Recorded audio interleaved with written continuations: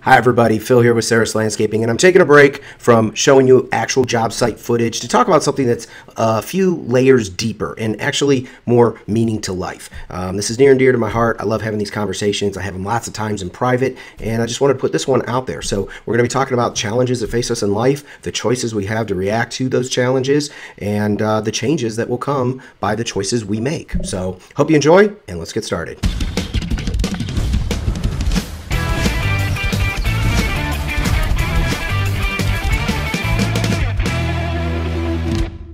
What I want to talk about today is three things: challenges, choices, and changes. And kind of the circular effect that we go through life with always facing challenges, always having choices, and always changing. Now, that can be something that happens to you, or it can be something that happens for you. And it's kind of a definitely, not kind of, it's definitely a mindset issue. And if the goal of this talk is to really embed within you, if you are willing to embrace for a moment a different this point of view, that every challenge, every choice, every change is just as it should be. It's as perfect as it should be. It is necessary. It is not something that you're a victim of. Okay, so let me just disclaimer this and say that there is suffering in this world. There's a considerable amount of suffering in this world, both within our country, in other developed nations, and definitely in third world countries. I mean, so the whole conversation of challenges, choices, and changes really is a lot different from the audience that I believe I'm talking to right now. There are people that are victims. There are things in this world that are atrocities. There are things happening to people by governments or by other militias, and they're just horrible things happening. So we know that. So let's talk about what we can do. What can we do? And sometimes we live in our bubble. And inside of our bubble, we have our spiritual world, our financial world, our physical health, the health of our relationships with loved ones and with family, with friends, with employees, with employers, with vendors. And so life is about relationship. You go out into the world and you do lots of things. You see people, you talk to them, you interact, and you interact from who you are. And the biggest analogy that I'll start with, which is pretty simple, I've said before, what happens when you squeeze an orange? You take an orange and you squeeze it really hard. What's going to happen? What comes out? And your answer is probably likely to be orange juice. Well, of course it's orange juice.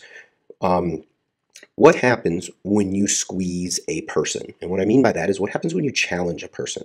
What happens when you think you've signed a really big contract, and on the day of the signing, the client says, you know what, we changed our minds. We don't want to use you. We don't want to do the job. We want to scale it way back. And you've been all amped up and excited about this. How do you deal with that? What happens when a loved one or someone you think loves you or you love somebody and someone says, I don't feel this way about you anymore. A relationship ends. How do you handle that? How does that make you? You've been what is potentially you could look at and say, well, it feels like rejection, and rejection is hell, and rejection is the worst thing that could happen. And you go inward, and then you relive all the rejections you've had since childhood, and you're like, yeah, and I got rejected here, and I got rejected here, and then you become a little angry at the world, and you lash out, at the people that had nothing to do with the rejection of the other person. So what I want to do is I want to try to embed just some simple rules that can help get out of ruts that may have been going on and I see this all the time. I mean, that people will carry the weight of suffering for decades. Can you suffer for the rest of your life? Absolutely. I mean, if you've had, people that have been through the loss of a loved one, maybe they've been through a divorce, maybe they had one or two or three businesses just fail, and at some point they give up, they stop, they're like, I'm no good at relationships, I'm no good at business, I don't, and they beat themselves up, and they see it as, if I only had, let's take a relationship for instance, and they say, well, they did this to me, and they did that to me, and they lied to me, and they cheated, and then or in business, that could be the same thing. I thought I had good employees, but then this person took this from me, and my office manager took all my money, and this is life. I mean, you and I both know that life is hard, okay? And so I want to go through like three, four little buzzwords, phrases. And so let me start with that, because I'm going to make a really, what I hope to be a really good point about this. When a door closes, a window opens. Great little piece of, coffee cup philosophy right there. However, if that truly, let me just say, because we all agree with that, like, something happens to your best friend and they call you and they're like, man, I can't believe this is happening. I thought I was going to, I thought my relationship would last and it didn't. I thought I was going to get this job and I didn't. I thought I was going to get a promotion and it didn't happen. I tried to lose some weight, but then I gained it all back when I went on vacation. And you're like, it's okay. Listen, hey, door closed for you. Something didn't happen for you. Don't worry. When a door closes, God opens a window. And that is a very believable statement when everything in your life is going really, really good. You can kind of power up. Door open, door closes, window opens. But in my case, I haven't had a door close on me in the last 2 weeks, 2 months, 2 years. I'm opening doors.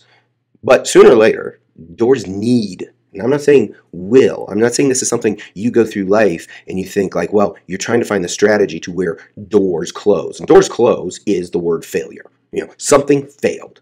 Something failed, whether somebody else caused it or you caused it. Well, exclude the somebody else. Whatever fails, you had a role in it. And that's where we really want to laser to. So you take this coffee cup wisdom and, door closes, window opens, and you say to yourself, wait a minute, what if I really believe that? What if that's my context for living life? When a door closes, a window opens. When I fail, it's because I have something to learn around this failure. I failed because, my business was going great and I ran out of money and I could not cash flow it. I had receivables. I had people that wanted to work with me, but I had 2 months where I had no cash and I couldn't pay my equipment bills. I couldn't pay my employees. And so I went under.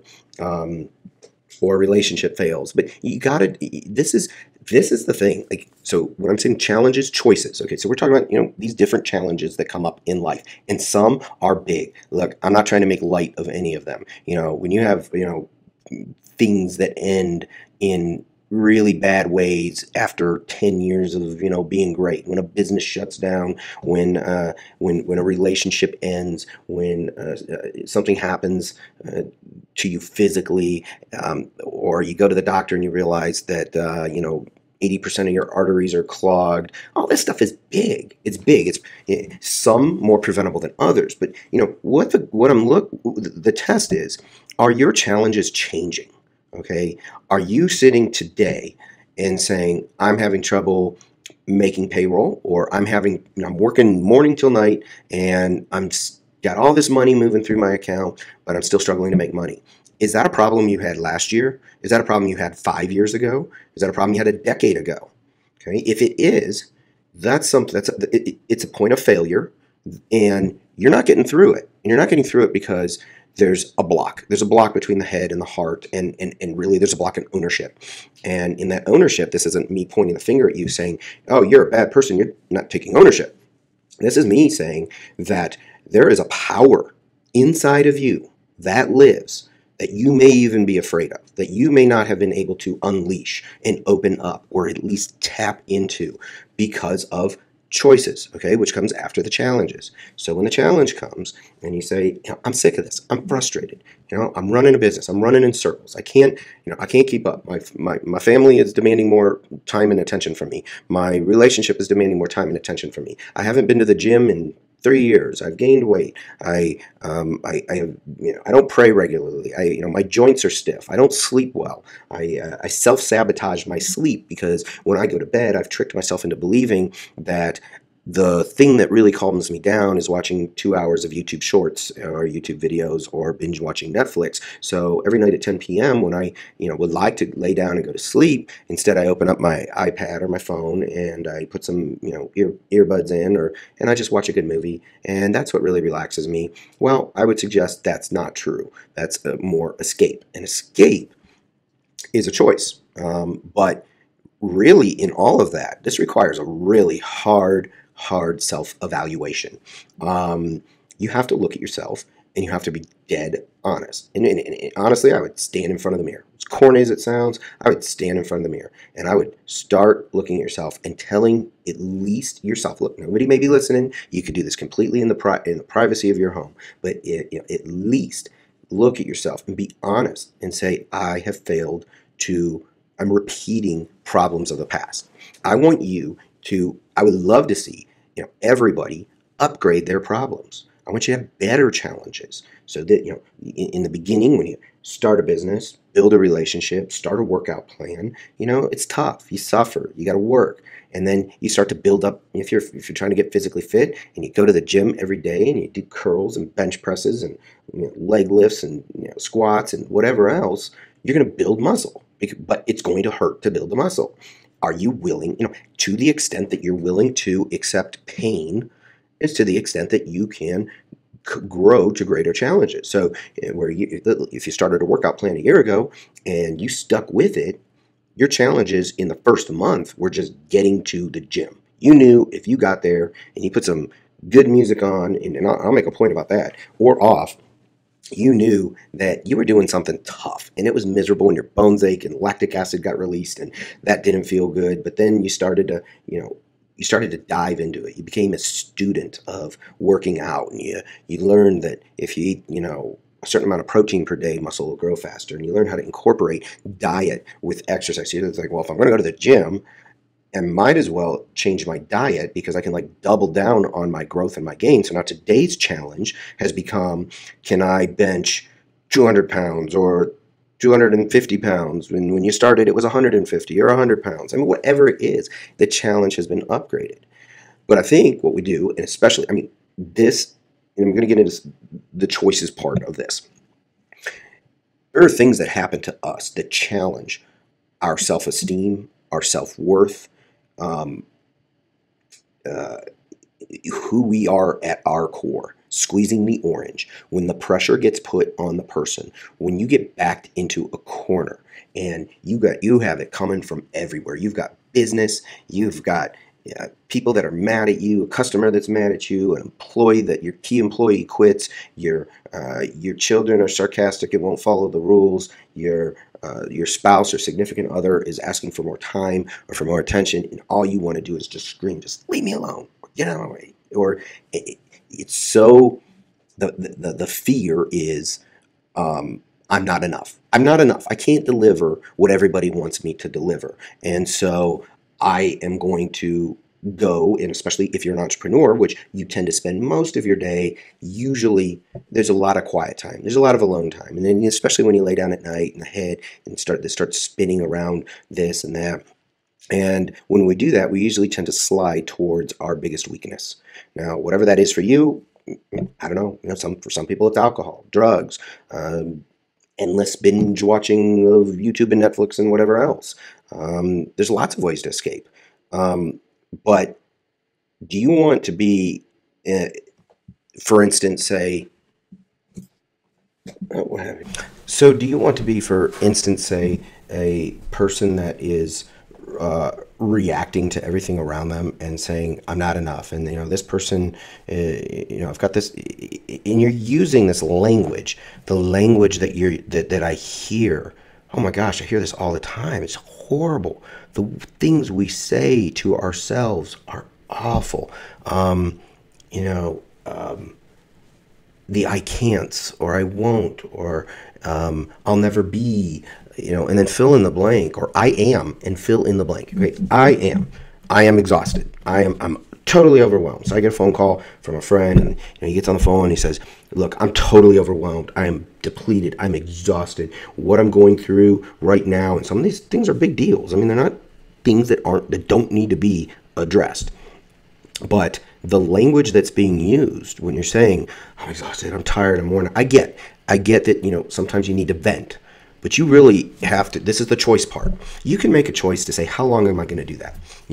And friend number one calls and is going on for an hour, and you listen, and a lot of people try to give solutions. I'm not a solution giver. I don't give it much advice. I listen and I ask questions to help the person reveal themselves to themselves. So they can see, because I can see inside, when somebody else has a problem, most of us are great problem solvers. Oh yeah, you need to do this. You need to get rid of that person. You need to fire this person. You need to start doing this because it's so easy. But we walk around personally with blind spots. So it's good to have good people in your life, which is a choice. Are there some people in your life you need to fire? Friends, you're fired. No longer want you in my inner circle, because when I call you and complain, you let me just roll on and on and on and complain.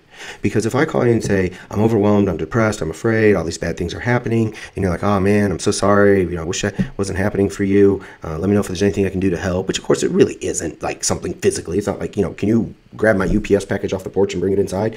The thing you can do to help is say, listen, if you're going to use that kind of language, if you're going to say, I'm scared, afraid, this is so big, so bad, if that's the language you're going to use, your outcome is going to suck. But if you're willing to say, what is it? How can I show up in the most powerful way that I can? And then it's power. This isn't a dictatorship power. This isn't like you got to go like, whoever offended you, hurt you, whatever, you go and you smack them. This is your inner power, because that's all you have. The only thing that is certain in this world is how you react to the rest of the world and how you talk to yourself, and those are all the choices that are critical. So we go back to our coffee cup wisdom of, door closes, window opens.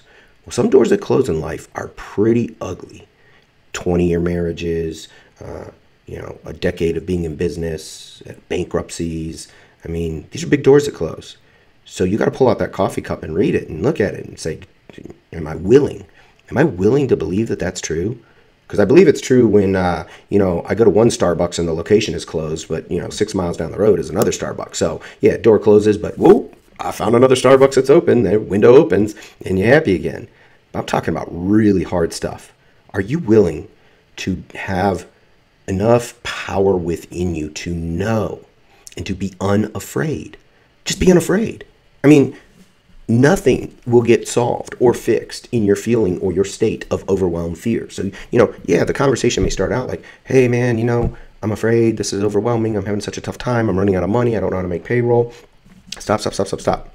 What can you control right now? What is the most powerful thing you can do? It's, 2 p.m. in the afternoon. What can you do by 8 p.m. tonight to make a change in the right direction? So remember, the conversation we're having here today is challenges, choices, changes. Okay? Challenges we've kind of gone over. They come from everywhere. And again, no denying, we'll just throw it out there. A lot of them are big. But maybe they're not. What if you say half of them are big? A third of them are big. Maybe only 2 of them are big. What if you just lessen the size of the challenge? I haven't made payroll consistently for the last 5 years. Okay, throw it out on the table. What's the worst thing that's going to happen? It's the truth, Or this relationship with my significant other hasn't been healthy. There hasn't been healthy communication. I haven't done my part, and I don't feel they've done their part, and so this is the state of the relationship. It's failing, and it's slowly, and I don't have the bravery to be honest about any of that. And I've done some things wrong, and I'm scared, I'm afraid. It all goes back to fear, and life is about conquering fears. So you're never going to run out of fear. There'll definitely be plenty of things you're challenged with, you're afraid of, things that you will fail at. Fall in love with failure. Change your relationship to failure and challenges. I hear people say like, I just want peace. I get that. That's good. I don't say I just want peace. What I've learned to say by choice is I like some moments of peace. And I'm willing to do the work to create those moments of peace. Meaning, I'm going to leave my phone inside, and I'm going to have no electronic gadgets around me, and I'm going to go outside, I'm going to sit in my hammock, I'm going to look at the sky, I'm going to talk to God, talk to the clouds, I'm going to reflect on gratitude, I'm going to think about my children and all the great things they do, not all the wrong things they do. It's finding what's right, because what's wrong is available. It's right in front of your eyes. If you look around, you have to acknowledge what's wrong. You don't just deny. And this isn't a conversation to say, make a choice and nothing's wrong. You have to know when things are wrong. You got to be brave. You got to be strong. I look around and I see weakness in especially in men, but I see it all around where people don't have the courage, the strength to just stand in their own space and love themselves. And I've talked with people a decade after they've been divorced, and they have horrible stories. There was abuse, there was lots of things going on, and they're still heartbroken. They're still in counseling, and they're going through counseling. The counselor's great because they're getting their money, and they're letting you just air your problems.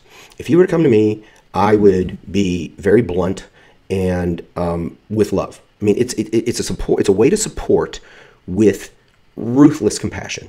You can support with compassion, and that involves blunt. So when people start to call or complain, and they go into, where do they go first? The story. There's a story around it, and the problem is your relationship is suffering. But the whole story around it is like 2 hours long, and it involves, well, last Thursday, I thought that they were going to bring me some food home, and they went out to the restaurant, and they didn't bring me anything home and they came home an hour late, and that makes me a little suspicious. Why'd they come home an hour late? So I asked her, and she told me, and then we sent a text, and I'm going to send you a copy of the text because I want you to see what you think about it. Stop. I want the problem stated in about 4 to 5 sentences. What's the problem? My relationship is falling apart, and communication is very poor, and I'm afraid of being honest on my end, and I don't know how to solve it. Great. Now you have somewhere solid to start. So your ability to be honest and stand in your power. Don't be afraid. Don't be afraid of your power. Don't be afraid of anything. A relationship ending, you go to the doctor, and the doctor says, you know what, you're now 15 pounds more than you were 6 months ago when you came in for your last checkup, and your blood pressure is really high, so we're going to start you on a blood pressure medication, and your cholesterol is very high, so we're going to get you on a cholesterol medication, and you're like, okay, for the rest of my life, I'm going to be taking blood pressure and cholesterol medication. But the solution is, in about 30 to 60 days, if you get your butt in the gym and you work your tail off and you lose the weight and you eat correctly and you build your cardio stamina, you're probably not going to have a blood pressure and cholesterol issue. I'm not a doctor, so check all this by your doctor. But I've seen this happen time and time again. You don't need to accept the conditions that are put on you. And the medical business is the medical business. They're just going to tell you, here's the data points that we have, and you're trending in the wrong direction. So the challenge that you may be afraid, like, oh my gosh, now I could have a heart attack. And then you go home, and the people that you love know that you had the doctor appointment that day, right? So you go home, and they're like, how'd your doctor appointment go? And you're like, oh, it didn't go well at all. Well, what happened? Well, I've got really high blood pressure. Now I got to start this medicine, and my cholesterol's high, and I got to start this medicine. And they say, well, I'm sorry, boy, you really got to slow down, because here comes the advice, right? People want to fix your problems. And if you allow them, they're going to fix them in a really crappy way. So they say, you really got to slow down. You're constantly running around. You're always working. You're always stressed out. They're probably not wrong. I mean, I will also say this. Listen to the people in your life, the things that they are saying that are right. You are probably always stressed out, always running around, always on edge, always worried about the fear and the failure and the challenge that is going to come anyway. So don't ask for life to get easier. Step up and say, I want to become better by myself. So when these big bad things come my way, I'm a man that can stand up and I can handle it because I am powerful. I am unafraid. It doesn't mean I don't feel the full spectrum of human emotions. I understand sadness. I understand, loss. I understand disappointment. I understand fear very well. I know what that feels like. I don't like that feeling. And people say, well, you can't just snap yourself out of it, and they get frustrated if you try to, simplify them. No, people don't like to have their problems simplified because they want you to know it's complex. And then you say, well, go to the gym, eat right, do that for 60 days, and I bet you'll be off your blood pressure and cholesterol medication. Oh, no, you don't understand. They said I have a particular enzyme in my, pituitary gland that actually makes me more prone to strokes, and it's a genetic thing. Okay, here comes the horseshit. These are the story. If you believe that is what will happen. If you are afraid and you constantly focus on failure, you never get to the point of making a free, independent choice for yourself. You're still making a choice. You're making a choice to believe the fear. I'm challenging you to say, make a choice to live unafraid. Yeah, to be fearless. Okay? Fear has this much role in us. Our primal brains are designed to keep us safe. So when we get depressed and we decide not to eat any food for 3 days because we're depressed, our brain says, I'm going to store fat. So you think like, well, I didn't eat any food for 3 days. I was supposed to lose 15 pounds, and you didn't lose a single pound. Well, your body shut down all non-critical systems, stored all the fat that it could because it feels like it's in starvation mode, and now it is going to hang on to that. So you realize that, well, eating throughout the day, like certain healthy, like very specific healthy meals, that's a choice. Then I got to get up earlier, and I got to, run the blender, and I got to do my grocery shopping, plan that a little bit better. And after you do that, so you have you have powerful choices, weak choices. And that's why the question that I pose when you face a challenge, any challenge in your life, and we could talk about bidding and estimating and how to properly install, paver patios and artificial turf, but none of that matters. It all matters business-wise. But if you don't master this from the head to the feet, from the head to the heart, from your soul, if you don't take absolute control over that and master that, and I'm going to say do it alone because my relationship with God as my higher power is very strong. Some people don't believe that, but you better believe that there's something bigger than you, bigger going on in this world. There's something you're designed for, and it's not for suffering. But that suffering does present us with an opportunity to make a different choice. I would suggest, or I would infer that based on my own personal experience, and I could be completely wrong, there's a trend. There's a trend line, and it's going down. There's a trend of more suffering and people less in their power and spending more time in their weakness because they simply don't know what to do. They don't know too many problems. If you don't know what to do, do the next thing. Whatever it is you're going to do next, do it right. I mean, you may have 1,000 things on your plate, and right now it's, time to cook dinner for your family. Cook a good dinner. Put your heart and soul in it. Forget the problem. It'll be there. But making a choice to be powerful, it takes a lot, and it takes practice, and it takes habit, and it happens through ritual. So the reason I mentioned the whole spectrum of everything from relationships to business to entrepreneurship, your work, your spirituality, your relationship with yourself, your physical health, it's all interconnected. And every one of them requires a choice. And the road less traveled is doing the work that you don't really want to do, but is the work that will get you to absolute freedom in who you are. And then you go out in the world, and all of a sudden, do this. I mean, if you can't, suggestion one, do it with your language. Okay, something bothers you, something big happens in your world. Sure, call somebody that hopefully is not, a drinking buddy. Call somebody wise and say, look, this is happening. It's going down. I need help, and I'm afraid. Okay, and then pick a time frame of how long you want to be in pain. Because if it's too long, the pain is going to move into suffering. And then you're going to start getting on the phone and robo-dialing. You're going to call your brother and your mom and your friend and your employees. And you're going to start telling the story about your blood pressure and you're working out. You see, I'm kind of dancing everywhere. But you get where I'm going. Went to the doctor, I have bad blood pressure, high cholesterol. Then you go to your employees. Hey, how'd your doctor appointment go? Oh, man, told me I had high blood pressure and bad cholesterol. And your family calls you later. Hey, you never told me about your doctor appointment. How'd that go? You wouldn't believe it, but I'm a candidate for a heart attack or a stroke. I could drop dead at any time. Oh my gosh, I'm so sorry to hear that. What are you going to do? You really got to eat healthier. I know. I really got to eat healthier. I got to do that. No, stop being weak. Look your doctor in the eye and say, I accept this reality. It's painful to hear, but I'm going to come back in 3 or 6 months, and I'm going to be off this medication. I'm going to lose the weight. I'm going to go to the gym. And I'm going to go this afternoon. I'm not even going to wait till tomorrow. In fact, I'm going to skip everything I'm going to do next. I'm going to go right now. And I'm going to go in there. I'm not going to know what to do. I'm going to look around. There's going to be a bunch of big, people that are, they know what they're doing. They're working on the machines. And you're like, I've been to a gym in years. Pick up some dumbbells. You do some curls. You start looking around. Do some push-ups. Just work. Work hard. Do some things that suck. Like David Goggins would say, like, just work up that sweat. Do some, do 50 sit-ups. 50? I can't do 5 sit-ups. Well, so what? Do 50. If it takes you 4.5 hours and you got to do one at a time, do 50. Do something so hard that you were like, man, I am badass. Like, I just walked out of there and I did something about my problem. And so your story to people isn't a depressing, sad, whiny, painful, despicable, deplorable, suffering story.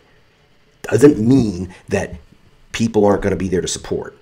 But you start making the rounds and make that your story today, it becomes your story tomorrow. And you know what? In 6 months, you're another 15 pounds heavier.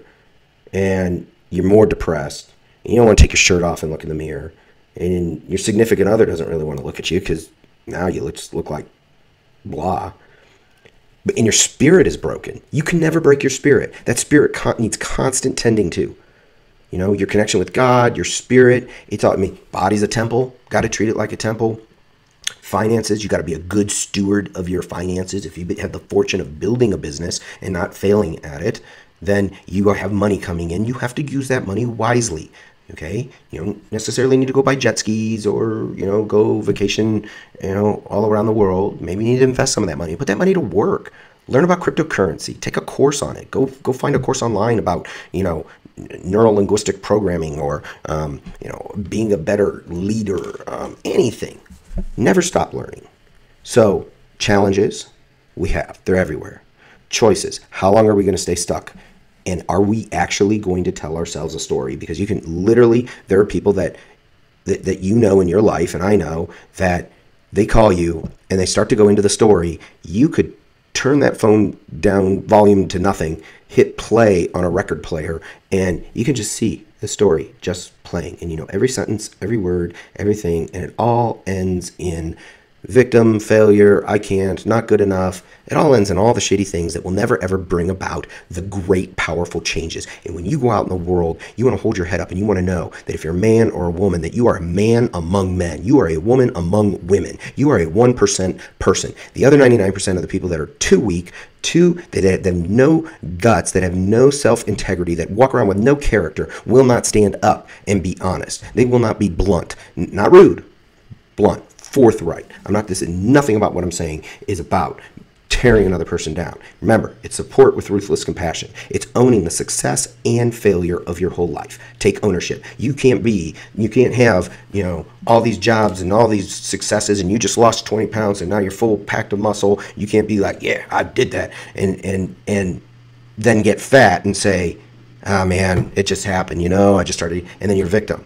If you're going to take responsibility for everything that you've done to make yourself a success, take responsibility for everything that you've done to make yourself a failure. And failure is a word I want you to fall in love with. If you ask me, Phil, I want to bake a cake of mad success. How do I create success everywhere I go? Leave people better everywhere I go. How does my story become a story of inspiration, not of complaint, not of desperation? How do I become somebody that is unafraid to walk this world with my head held high and knowing that there is going to be a bigger failure coming? Because now the people that rise above only get more difficult challenges.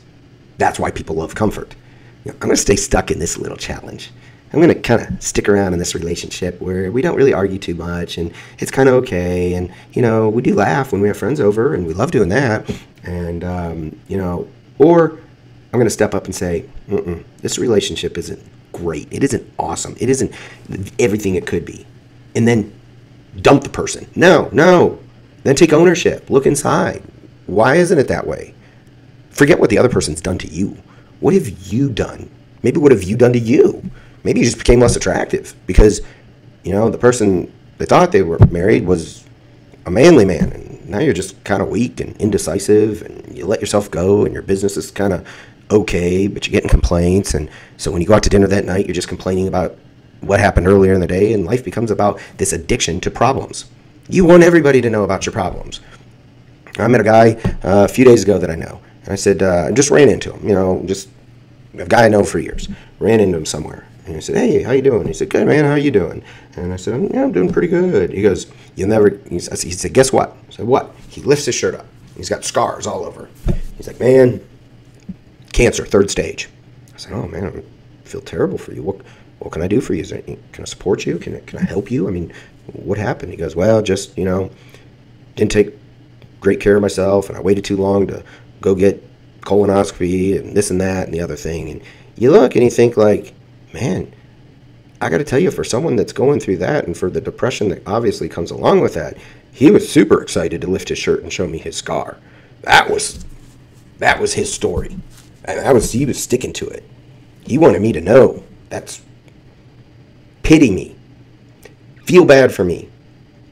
Life is hard. Please give me your pity so I can live with my own pity, because I'm suffering, because I have made a decision that I want this to be my story. You have a story in your life. You have stories that need to be deleted. They don't need 10 years of counseling. You know, I'm sure I'll get feedback on that. No, I've been going to counseling for years and the person's great and I'm on a best antidepressant in the world and all of that.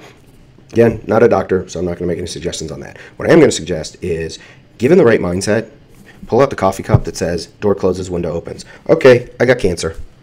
Where's that window? I'm looking around. God, show me that window. Because this story about how I got this, maybe I can use that. Maybe I can harness that. Maybe I can help people. Maybe I can speak at a cancer recovery center. Maybe I can offer some hope to the elderly. Maybe I can go visit some nursing homes and say, hey, I had this too. And you know what? I really learned that I started an online business because I couldn't go to work anymore. Or I started working out.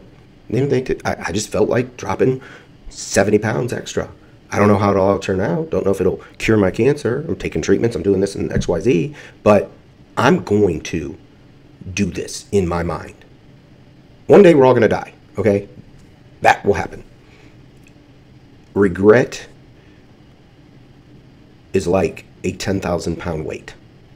Wherever you're at, I'm midlife. I'm, late 40s, so I don't want to have any more regret. I walk fearless. I have overcome 1,000 fears. I'm a completely different person than I was 2 years ago, 3 years ago, 5 years ago. And 5 years from now, I'm going to be a completely different person. All for the better. I accept the responsibility of life being hard. And I'm willing to do the work to make the choice to address the hard life and to find real solutions that work. So if you're an overwhelmed business owner and you got stuff everywhere and you don't have enough, can't get back to people on time, can't call people back on time, you can't respond to messages, you start a job and then you stop and a guy quits and you can't deliver on your promises, start pick one of those things. What's something you can do by the end, in the next hour after this YouTube video ends? Where are you going to go to work? Here, let me give you a couple ideas. Okay, I made a commitment, fairly recent commitment. Any text I send will not exceed 7 lines. Now, I'm known for writing books on text. People send me something and I'm like, hey, I do voice to text. I got a half-hour drive to my next job. So I get on there and I'm like, also consider checking this out. Oh, by the way, did I tell you the other day, I stumbled across this YouTube video. Really, you got to take a look at this. This is pretty cool stuff. Elon Musk is going to colonize Mars and they got this new Tesla house. Distractions are everywhere. What needs to be deleted out of your life? Because when we have problems, we think we need to add something. We think, oh, my office is a mess. I can't keep up with phone calls, so I need to hire a virtual assistant. I bet if you make a to-don't list, not a to-do list, a to-don't list, you could delete your YouTube app on your phone, iPad, or whatever. Quit checking your account balances 5 times a day or your cryptocurrency balances 5 times a day. Use your schedule and plan your time wisely. Do the 2 to 3 things that are the most important. If returning phone calls is important, so make it your goal. So you say to yourself, okay, between now and next week, I am going to do these 2 to 5 very necessary things. And really, I would look at it as pick one thing in each area of life. So you say, okay, let's divide this up: spirituality, relationships, family, and spousal and relationships, children, and significant other /spouse/ boyfriend, girlfriend, whatever. Spiritual, relationships, financial. What's your financial home look like? Because if it's not good, you're going to be stressed. If you don't have money set aside, if you've been working 15 years and you're still paycheck to paycheck and you think you're a business owner and you're doing all the work and it doesn't matter if you do a $50,000 job, if you only have, if it costs you, $51,000 to do the project, not all that impressive. So Are you making money? What's your financial picture look like? Are you setting money aside? Are you investing it? Hey, I'm just saying, go to crypto. I mean, cryptocurrency is here to stay. It's built on blockchain technology. It is not get rich quick. I'm not giving you financial advice. I am not qualified to do that. But I'm saying your money can have a job. Open up an IRA. Put the money aside. Start now. I don't care whatever age you are, wherever you are. Hopefully you're young and you got tons of time. But Google a compound interest calculator, and my goodness. So get your finances in order. Get your physical health in order. Okay.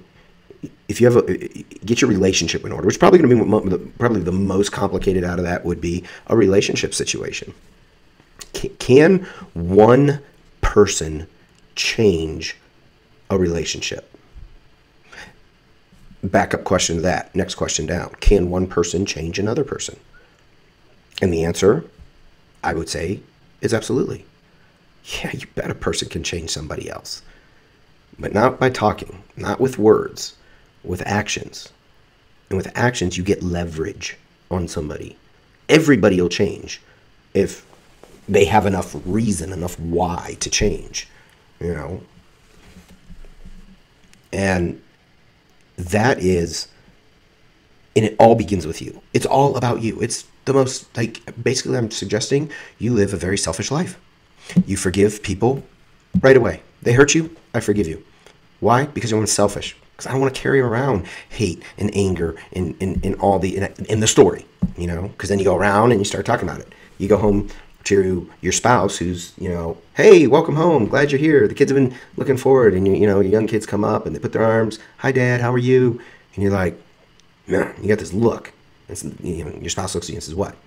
This guy today. Can you believe what this guy did to me today? He came up. He was supposed to pay me this much money. You know what he did? Pay me half. Pay me half. And he told me that my workers were sloppy and that I was running a sloppy operation. And you know what I told him? I told him he doesn't know what he's talking about. And I drew a line and said, I told him, don't call me. Don't ask me anything. I don't care what you do. And I gave him this. And you're telling the story and you think like, you're the asshole in the story. Do you get that? Everything you just said is you living in fear. And everything you just did is like I brought home death and destruction to my family by even repeating this story. There is nothing healthy about any of that reaction. So you got to make powerful choices. And you got to handle your business in a good way, but in a powerful way. Doesn't mean that when someone comes to you and says, your guys were sloppy and you did a horrible job and you got to clean it up, that you're like, okay, sir, I'm sorry, we'll get to that right away. It means you look at the reality of it. And maybe there's probably a lot of gray area. Life is full of gray area. And it's also full of opportunities to have manly conversations. And I'm not talking about, this isn't like a pronoun thing, whatever. But this is a manly conversation. Like, I'm going to stand in your space and I will respect you. And I will stand in my space, and whether you choose to respect me or not, just by the air and the aura and the confidence with which I speak, I may or may not get your respect because you may not even be qualified. You may be way down on the ladder and not even know how to give another man respect. But you will not take advantage of me either. But it's not confrontational. It's actually love coming out. I mean, to be able to negotiate a contract with someone. People get emotional about all that stuff all the time. You're buying a car, you're buying a house, you're selling a job, you're getting a divorce. Everyone's all emotional about, I can't believe they put that in a contract. I want my attorney to see this and he's going to do this and that. And sure, yeah, you got to be logical. There's contracts out there. You got to read them. You got to make sure they're right. But dude, calm. If you come out of that powerful state into the state of panic, fear, weakness, boy, the world's going to feed on that. And it's going to keep throwing you challenges, make you more panicked, more weak. But you just step confidently into the world. It's like you got this force field, Okay, this contract change. It is what it is. Now I know. Let's take a look at what the new contract's going to look like. Okay, this is happening. It is what it is. Okay, if you're in a situation and you can't undo something bad that has happened, you need to, you can go through the whole grief cycle if you want. Denial, anger, bargaining, sadness, acceptance, and then bounce back and forth for the next 10 years. And then you can go to a counselor and, call your medical benefits company to make sure the counselor's covered, and some are, some aren't. And then you can go talk to them and get on their couch and be like, yeah, it still hurts. just hurts, man. It just hurts. And you just say, it just hurts. That's all it does. It hurts. I accept the hurt. I accept the fact that I am hurt. I accept the fact that life has presented me with a challenge that really feels big. But I'm ready. You know what? I gave it its 20, 30 minutes of being sad and down on it, but I didn't need to call everybody I know and tell them about my problems. I need to get to work fixing this. And maybe you should call people that you know that can help you fix problems, not people that you know that will enable you to talk and talk and talk, like your mom. You know, moms love to listen to their kids, even when they're in their 40s. You know, and my goodness, get out of yourself. Choose others. Choose love. So you can be bold, you can be strong, you can be respected. And telling people no, like, you know, you go look at a project, and I can't count how many times I hear that you go look at a project, you don't want to do the job, you don't think you like the customer that you're going to be working for, and people say, I sent him a bid for $15,000 and it should have been a $5,000 project. So I figure if he goes with it, fine, we'll make money. That is weakness. You have engaged in a battle with a weaker opponent if you are strong.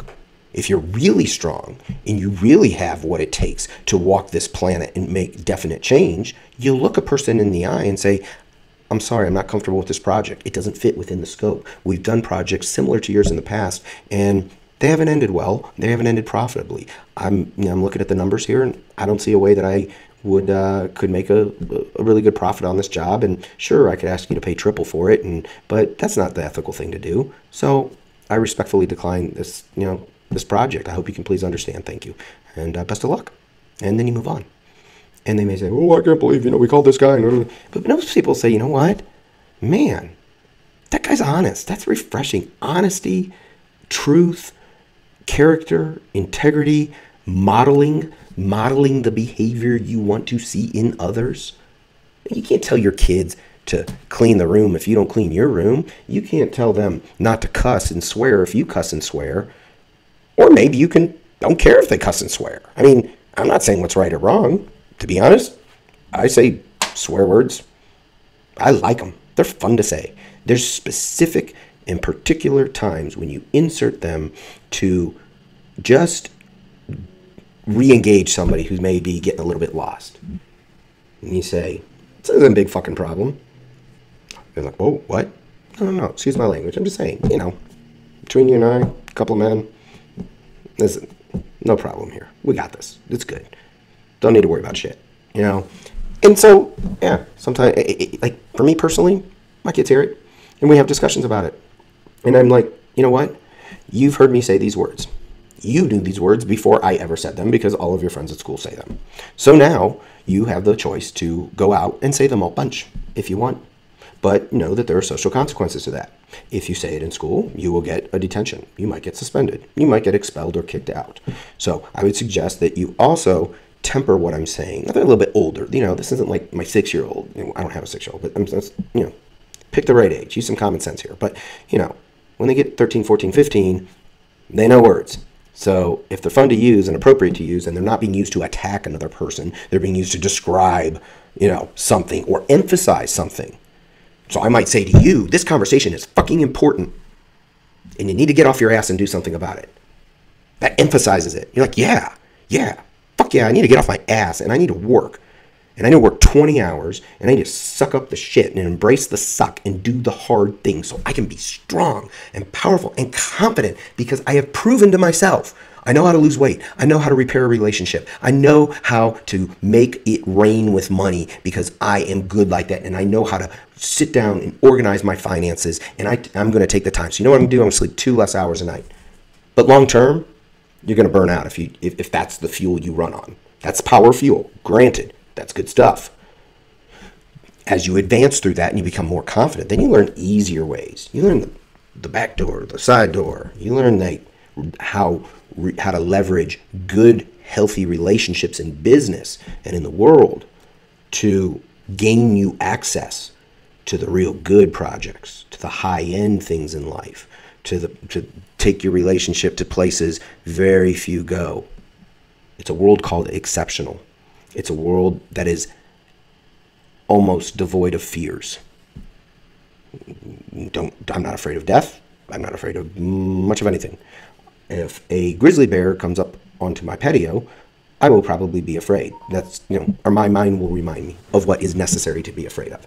The other stuff, though, you don't really have to be afraid. So thank you for listening to this. Kind of went on a rant today, but I thought this was important, and I'd like to bring more messages like this.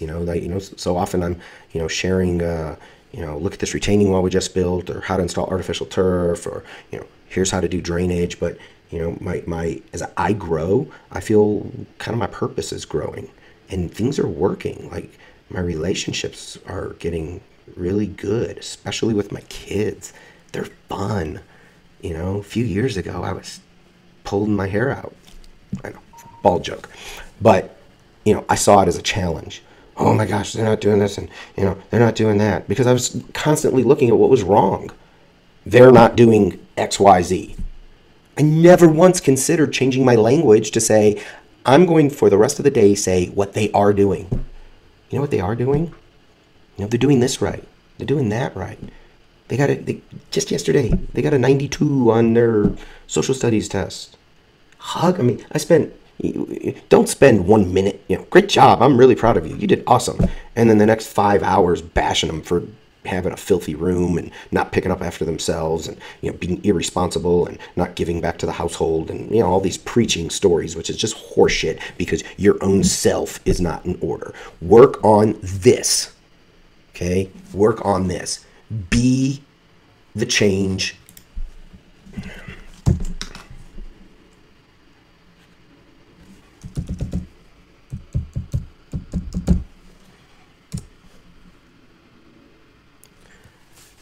Pause. Be the change you want to see in the world. Another coffee. If I line this place up with coffee cups, this is all the silly stuff it would say. Door closes, window opens. Life is happening for you, not to you. That's a Tony Robbins quote. But it sounds really damn awesome. Wow, what a different context. Not perspective. Perspective is weak. Context is internal. Perspective is like, I'm kind of willing to see it through your viewpoint, and, I'll take a glance. No, I don't like it. You're still wrong, and I'm still right.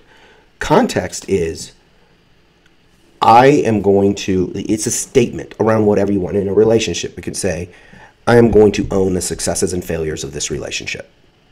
I am going to deliver what my family needs from me. I'm not going to deliver everything my family asks of me. Needs and wants are two different things. You give a relationship, everything that the other person wants, and you will find yourself in a position of great weakness. And you will become pretty boring and predictable because all they have to do is ask and you give.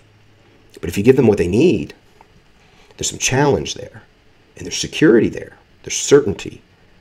This person doesn't always, do everything I tell them to do. But when I need that person, they are there. They are solid. And I can trust them because they can trust themselves. All life is about is growing. And progress is the journey. That's why on my, 18th coffee cup that I'll pull out now, it's not about the destination. It's about the journey. Simple coffee cup wisdom. If you listen to it and incorporate that into your life and truly say, I believe this, and you repeat it, life is the journey. Or in my case, I don't like the word journey. I like progress. Life is progress. Journey isn't as measurable as the word progress. I can measure progress. How can I measure it? Well, my decision to send 7 lines of text only to everybody, and to those that are closest to me, all my friends, all my family, all the people that are in really close relationship with me. I've told them that anything sent more than 7 lines of text, I'm not going to be reading. At most, I'll be skimming. This is not meant to insult you. It's meant to make my life more efficient and our relationship more authentic, because after 7 lines, probably time to pick up the phone and let's have a conversation. And you realize that you start talking about important things and you stop wasting energy on words. So I've written texts that are 8 lines long, and then I go back and I take out and I put a comma, and I realize, okay, I get this down to 7 lines. It's hard work, man. It's hard work. You know how much time I'm saving? I've gone, you know, try to make the commitment, but, at times, I've gone 2 weeks, no YouTube, zero YouTube. Wow. I actually sat here and thought, this is why I'm making this video. I mean, I'm literally making this video now because I've only been writing in 7 lines of text. I haven't been watching any YouTube videos. So I've got extra time on my hands. What do you know? I probably don't need an office keeper. I probably need to quit texting, calling, and YouTubing and surfing and whatever the other distractions you have in your life. You need to I want to point myself at the highest possible purpose that I have. And that's communicating to anybody that is interested in listening effective changes in my life that have helped me. Again, this is not about being, macho man, and it's nothing about that. It's all about self-love, self-care, and being totally, totally comfortable. You go to the doctor. This happened to me personally. Years ago, I don't know, 5 years ago maybe. Went and saw a doctor, and I was feeling kind of down, and they said, they met with him for a while, and they're like, you're OCD. And I said, okay, one, I'm not a big fan of labels, but tell me more. And so, obsessive compulsive disorder. And I said, okay, that was it. I'm good with the counseling. So I come home and I did a lot of homework on it. And what does it mean? And I refuse to call it a disorder. So it's obsessive compulsive strength. That's my word for it. If you want to walk around and call it obsessive compulsive disorder, that's your choice.